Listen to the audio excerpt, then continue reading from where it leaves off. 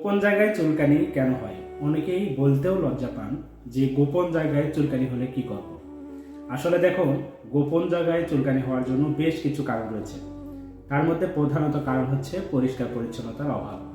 এই জায়গাগুলোতে ব্যাকটেরিয়া বা বিভিন্ন ধরনের জীবাণু বসবাস করতে কিন্তু খুব ভালোবাসে, কারণ এই জায়গাটার পরিবেশটা সবসময় স্যাঁতস্যাঁতে থাকে।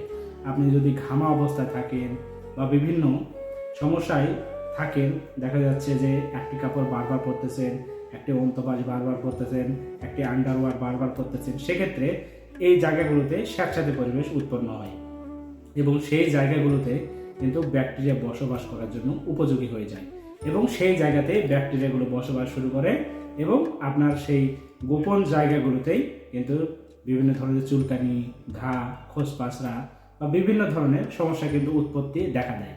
এজন্য আপনাদের বলবো যে এগুলো হচ্ছে ফাঙ্গাস ইনফেকশন, ঠিক আছে? এগুলোর থেকে রক্ষা পেতে হলে আপনাকে পরিষ্কার পরিচ্ছন্ন থাকতে হবে, প্রতিদিনের কাপড় প্রতিদিন পরিষ্কার করতে হবে এবং নিজের হাইজিন মেনটেন করতে হবে।